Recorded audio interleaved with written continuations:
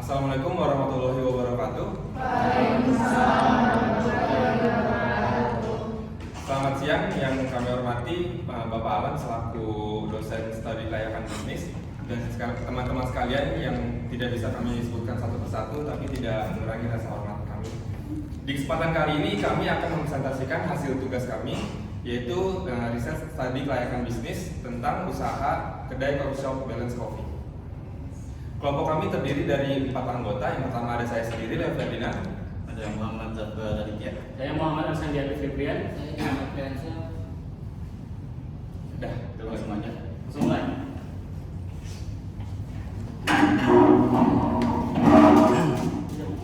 Yang pertama kita masuk ke profil perusahaan. Perusahaan yang kita riset ini ada namanya Balance Coffee. Nama produk usaha ini dinamakan Balance Coffee dengan kualitas yang baik dan juga harga yang sangat terjangkau. Dan produk ini berada di daerah Bojongsari, Kota Depok. Nama produknya Balance Coffee, pemilik Pak Agung, salah satu dosen kita juga. Alamat usahanya Jalan Sawangan Presiden Ideal, Bojongsari, Kecamatan Bojongsari, Kota Depok, Jawa Barat. Yang pertama kita masuk ke aspek legalitas. Dalam studi kelayakan bisnis terdapat aspek legalitas, yaitu tanda sah berdirinya suatu perusahaan. Adapun poin-poin penting legalitas yang dianalisis yaitu izin lokasi, tanda pendaftaran perusahaan (NPWP), akta pendirian perusahaan dari notaris, surat izin usaha perdagangan atau SIUP, dan sebagainya. Dari aspek legalitas yang pertama ada analisis kesesuaian bisnis dengan hukum. Bentuk kegiatan usaha di coffee shop ini merupakan usaha perseorangan dikarenakan coffee shop ini baru beberapa bulan saja berdiri. Lokasi tepatnya pun juga tidak terlalu begitu besar. Bentuk usaha perseorangan merupakan badan hukum yang tepat jika dilihat dari kemampuan pengelolaan usaha dan kegiatan. Coffee shop ini dipimpin oleh 5 orang. Begitu pula dengan segala pengelolaan seperti pemasaran, produksi maupun keuangan. Semuanya dihandle oleh 5 orang. Coffee shop ini sudah memiliki surat izin dari RT setempat, tapi belum memiliki izin usaha yang lengkap. Selanjutnya ada analisis kemampuan memenuhi perizinan. Dalam usaha coffee shop ini tidak terdapat peraturan perundang-undangan yang resmi, hanya memiliki perizinan untuk masyarakat sekitar yang sudah disepakati oleh RT setempat. Tetapi untuk perizinan dari pemerintah belum ada untuk izin sewa tempat ke pemilik tanah dan izin lokasi secara lisan. Selanjutnya ada dukungan pemerintah dan masyarakat setempat. Dengan adanya usaha coffee shop ini, pemerintah banyak memberikan dukungan untuk para pengusaha UMKM, dukungan masyarakat setempat. Dengan adanya coffee shop ini, masyarakat mengapresiasi satu tempat baru karena coffee shop ini merupakan salah satu tempat kopi yang memiliki berbagai macam manfaat untuk masyarakat sekitar dan para konsumen, sehingga memudahkan mereka untuk melakukan pekerjaan tugas di mana saja. Selanjutnya dipresentasikan oleh teman saya. Selanjutnya ada aspek pasar dan pemasaran. Dalam aspek pasar dan pemasaran, secara sederhana, pasar atau market adalah tempat bertemunya penjual dan pembeli untuk melakukan transaksi. Saat ini, pasar dapat berbentuk fisik dan virtual. Dalam studi kelayakan bisnis, aspek pasar merupakan aspek yang berkaitan dengan kondisi pasar dari bidang industri yang dijalankan oleh sebuah bisnis. Aspek pasar yang dianalisa biasanya akan meliputi beberapa hal utama, yaitu yang pertama ada permintaan pasar terhadap produk yang akan dijual. Yang kedua ada tingkat persaingan dan strategi pesaing dalam memasarkan produk. Yang ketiga ada segmentasi pasar. Selanjutnya analisis pasar. Pada usaha coffee shop ini mempunyai potensi sangat besar karena awalnya untuk menjamu klien dan untuk mendapatkan konsultasi gratis dari pembelian kopi tersebut. Sedangkan untuk target pasar awalnya hanya diperuntukkan untuk klien konsultasi pajak. Bahkan berjalannya waktu, customer mulai bertambah dari kalangan umum seperti mahasiswa dan lain-lain. Karena coffee shop ini satu gedung dengan kantor konsultan pajak. Nah, selanjutnya ada analisis SWOT. Analisis SWOT itu ada 4. Yang pertama ada kekuatan atau level strength. Harga produk yang terjangkau. Yang kedua, bahan baku tersedia dengan bahan yang terbaik. Karena coffee shopnya Pak Agung itu menggunakan kayak misalkan biji kopi dari tadi petani lokal, karena Indonesia itu kan biji kopinya terbaik ya. Nah, terus selanjutnya konsep tempat yang menarik. Selanjutnya lagi ada ketersediaan fasilitas yang bertempat kayak wifi, toilet, dan sholat. Yang selanjutnya ada alat pembayaran bisa menggunakan cashless maupun non cashless. Selanjutnya ada kelemahan atau weakness. Yang pertama ada brand awareness yang masih lemah. Terus sarana promosi yang belum maksimal. Yang ketiga, kesuksesan sarana media sosial yang terbatas. Contohnya followersnya yang sedikit dan jangkauan audiensnya yang belum luas. Yang ketiga ada peluang atau opportunity. Yang pertama ada tingginya tingkat konsumtif terhadap kopi pada kalangan mahasiswa. Yang kedua, media sosial memudahkan promosi dan interaksi antara pelanggan dan karyawan. Yang ketiga, adanya platform pemesanan makanan dan minuman secara online memudahkan akses jual beli. Yang keempat, tren atau gaya hidup nongkrong di kalangan anak muda meningkat. Yang terakhir ada kelemahan atau weakness. Yang pertama ada brand awareness yang masih lemah. Yang kedua, sarana promosi yang belum maksimal.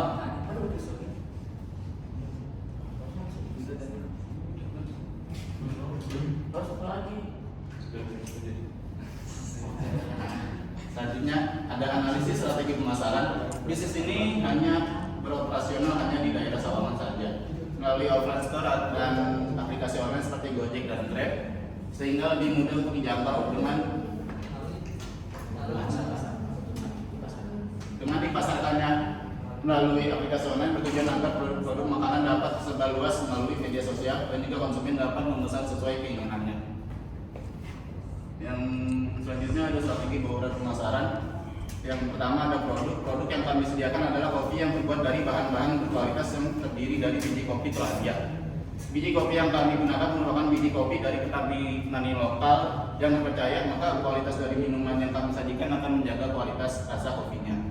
Yang kedua ada price atau harga.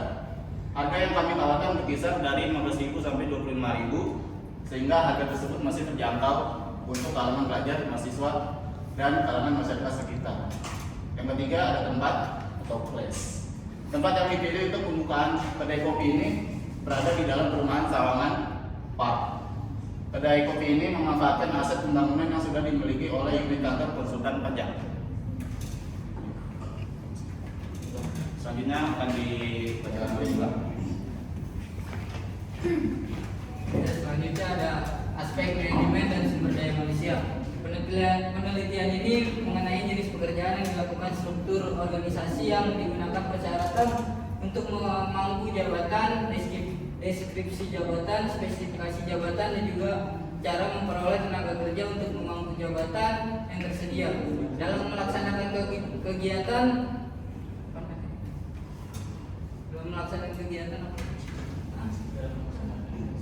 produksinya. Kedai kopi Balance Cafe. Kedai kopi Balance Cafe memerlukan pegawai-pegawai yang mengerjakan proses pelayanan dan produksi makanan juga minuman yang akan dijual kepada konsumen. Jabatan yang dibutuhkan pada kedai kopi ini terdiri dari barista, server, dan bagian kitchen. Struktur organisasi: pemilik kopi Pak Agung, manajer ada Ibu Adel, barista ada Mas Bila, barista kedua ada Alka, barista ketiga ada Anin. Aspek teknik dan teknologi. A. Penentuan strategi produksi dan perencanaan produk.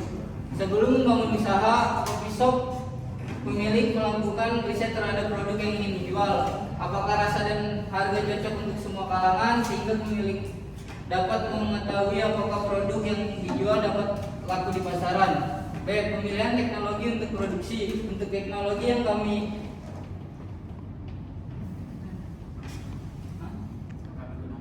gunakan, kami menggunakan mesin kopi, chiller untuk proses refresh minuman, kulkas menaruh bahan baku minuman. C. Analisa kesiapan teknologi. Teknologi yang digunakan pada usaha coffee shop ini yaitu menggunakan teknologi yang sudah modern seperti tablet, mesin mesin kopi, espresso, dan lain-lain. Dengan teknologi tersebut dapat menghasilkan kopi yang enak dan berkualitas untuk konsumen. Kemudian untuk mempromosikan bisnis ini menggunakan smartphone dan sosial media. D. Lokasi usaha tempat Balance Kopi terletak di Jalan Sawangan Presiden Ideal, Bojongsari Baru, Kecamatan Bojongsari, Kota Depok, Jawa Barat 16516. Aspek ekonomi dan sosial. Aspek sosial, dengan adanya pengembangan usaha coffee shop akan membuka peluang kesempatan kerja dan dapat menyerap tenaga kerja dan masyarakat sekitar 3 orang, sehingga secara tidak langsung keberadaan usaha ini dapat membantu pemerintah setempat dalam upaya mengurangi angka pengangguran walaupun dalam jumlah kecil. Aspek ekonomi, keberadaan usaha coffee shop dapat meningkatkan jumlah pendapatan baik bagi pemilik usaha maupun masyarakat sekitar serta pemerintah daerah. Usaha ini mampu memberdayakan masyarakat sekitar melalui perekrutan tenaga kerja sehingga akan meningkatkan pendapatannya walaupun masih dalam jumlah kecil tetapi sudah dapat memberikan dampak positif.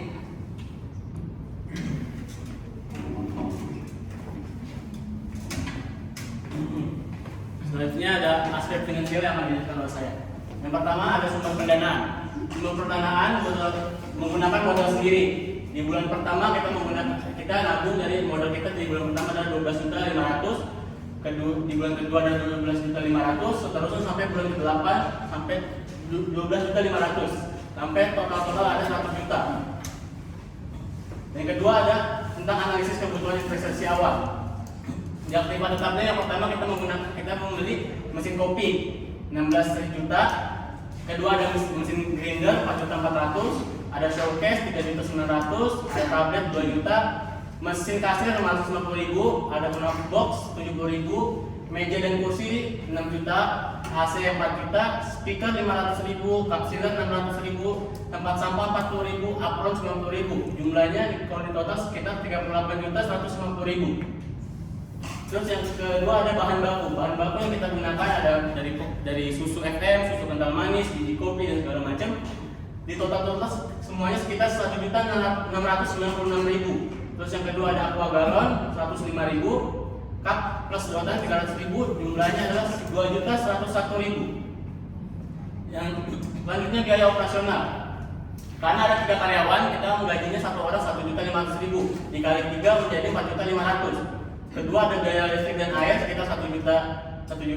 Terus ketiga biaya wifi sekitar 500.000. Yang keempat ada sewa gedung sekitar 3.400.000. Terus jumlahnya ada 9.400.000. Total semuanya dari aktiva tetap, modal bahan baku dan operasional ada sekitar 49.651.000. Dan dana modal yang tersedia ada sekitar 100 juta. Yang C, arus kas masuk. Arus kas masuk penyusutan sama dengan investasi dibagi umur ekonomis. Investasi itu ada yang dari atas dan dari aktiva tetap. Ada sekitar 38.150.000 dibagi umur ekonomi selama 4 tahun. Jadinya dapat 9.537.500. Jadi penyusutan itu dapatnya 9.537.500 dalam per tahun. Sehingga estimasi laporan laba rugi. Pendapatan ada sekitar 150 juta. Biaya yang keluar total biaya adalah dari biaya bahan baku dikali 12 maka menghasilkan 25.212.000.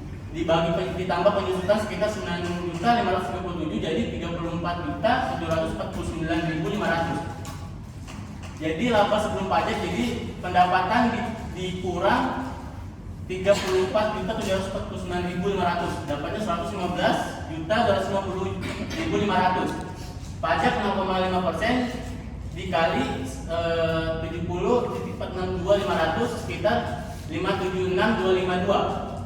Jadi laba setelah pajak kita adalah 119.250.500 dikurang 576.252 sekitar 114.674.248. Jadi aliran kas masuk bersih adalah B ditambah penyusutan sama dengan 114.674.248 ditambah 9.537.500 jadi 124.211.748 hasilnya. Jadi pajak 0,5% diperoleh dari Undang-Undang Pajak penghasilan pasal 21 yang mengenai penghasilan usaha kecil yang pendapatan brutonya kurang dari 4,8 M dalam setahun. Dan lanjut ada estimasi cash flow. Yang pertama ada kas masuk, investasi ada sekitar 49.651.000. Di tahun 2022 ada nggak ada, cuma di tahun awal doang. Terus pendapatan ada 150 juta sampai seterusnya sampai tahun 2024. Total kas masuk adalah satu investasi ditambah pendapatan, jadi hanya ada 159.651.000. Terus kas keluar, pembelian aktiva tetap ada 49.651.000, gaji dan upah 4.500.000 selama 4 tahun berikutnya lagi. Listrik dan air ada 1 juta sampai 4 tahun kemudian, wifi ada 500.000 dan seterusnya. Sewa gedung 3.400.000 sampai seterusnya, dan penyusutan 953.700. Jadi total kas keluar adalah pembelian aktiva tetap ditambah gaji upah, ditambah listrik dan air, ditambah wifi, dan ditambah sewa gedung, dan ditambah penyusutan. Totalnya jadi 468.588.500. Di tahun 2022 nya sampai 2024 itu cuma dari gaji, upah, listrik dan air, wifi, sewa gedung, dan penyusutan, dan hasilnya dapat 18.937.000. 500.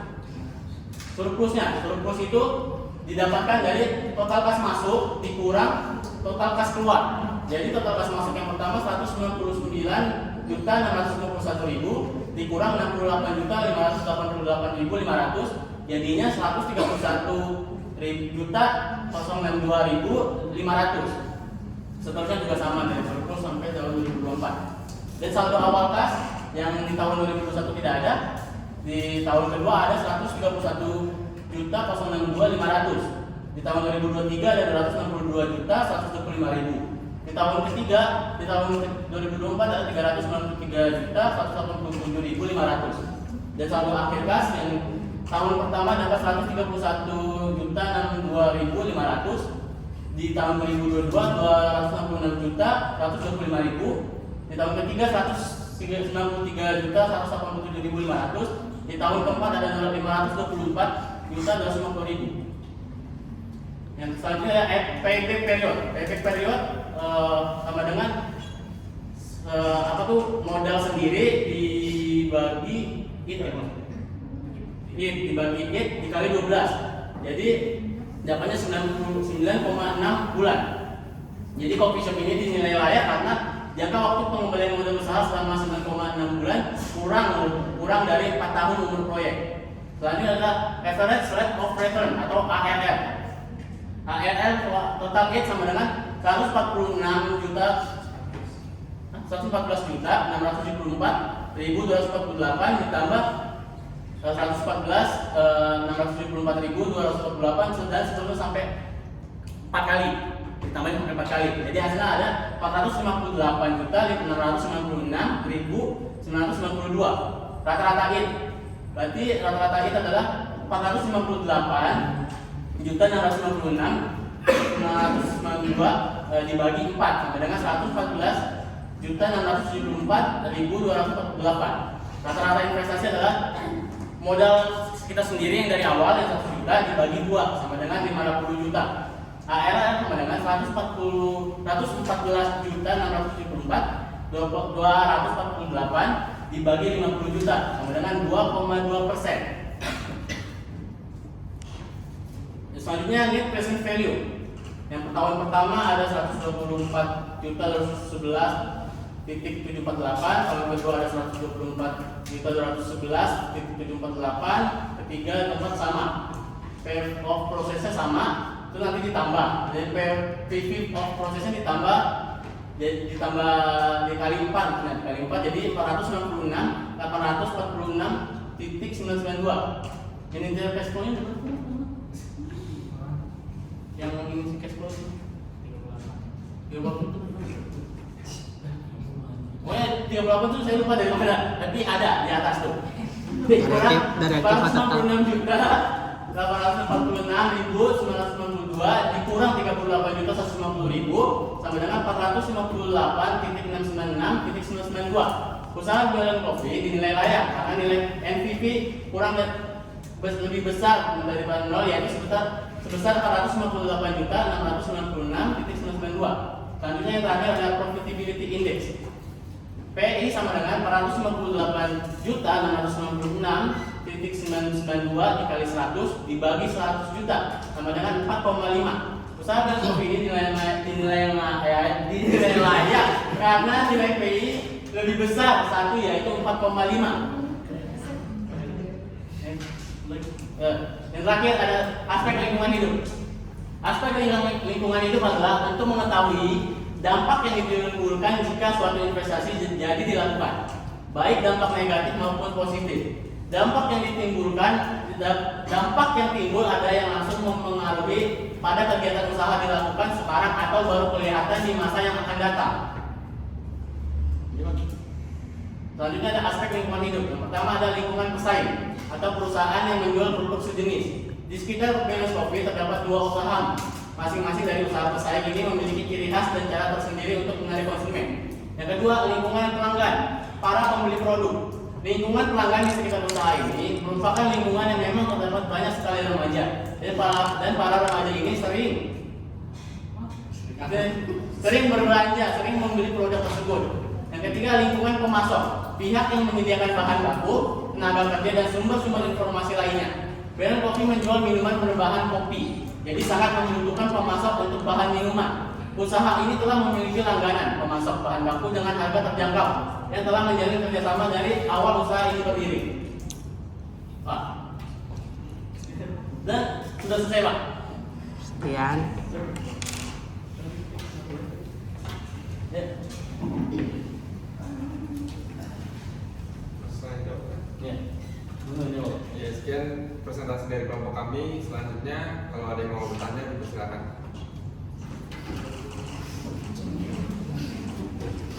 Saya mau nanya. Apa? Tadi kan dibilang di sekitar itu ada usaha serupa kan? Nah, selain inovasi itu apa sih kira-kira cara biar kan selain inovasi apa sih cara biar usaha Venus Coffee ini tuh tetap nggak kalah saing sama yang lainnya gitu, tetap maju ke depannya kayak dulu. Langsung jawab. Terserah mau jawab dulunya apa? Langsung jawab aja. Selain inovasi, apa sih cara biar Venus Coffee itu tuh nggak kalah saing sama usaha serupa di sekitarnya, biar tetap maju ke depannya tuh harus gimana? Oke. Yang berdiri, Pak, masuk aja. Baik, untuk inovasi saing lainnya, saing ya? Inovasi lain kan? Kenapa? Selain inovasi, Hah? harus dilakuin biar Venus Coffee nggak kalah saing sama usaha-usaha yang serupa di sekitarnya. Selain inovasi.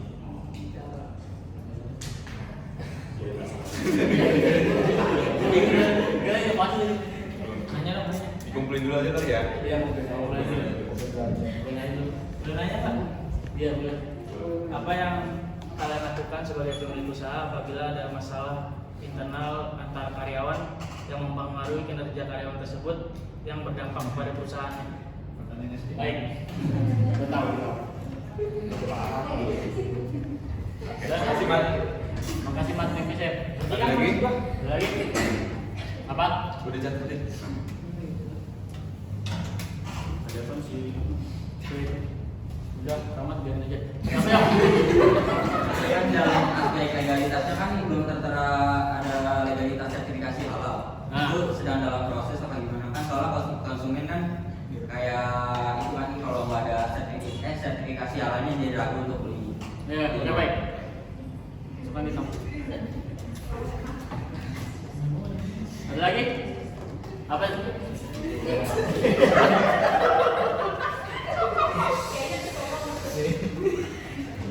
Usaha ini apakah memiliki mitra bisnis atau investor dari yang lain, dan bagaimana menjaga hubungan antara mitra dan jika ada investor bagaimana mempercayakan produk Anda kepada investor, dan satu lagi apa itu passion value hubungannya apa dengan usaha ini?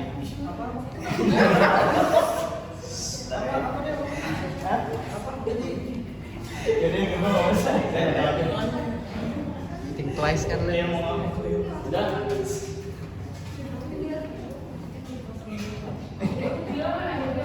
Ada lagi nggak? Ya, silakan langsung. Oh, enggak. Ada lagi yang ingin bertanya? Apa udah selesai? Ayo cukup. Apa? Apa ini modal sendiri apa? Apa Ya, bagaimana menjaga mitra sama investor gitu. menjaga mitra?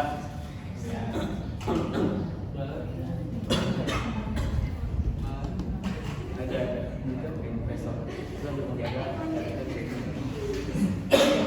Bukan ini siapa ya? Bukan ini. Bukan ini.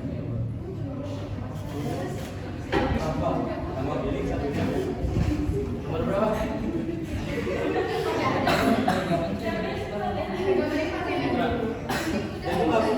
Menjaga mitra. Partner warnet. Makanya nanya aja apa? Kalau kayak gitu susah ngeditnya kan? Potong-potong. Nggak apa.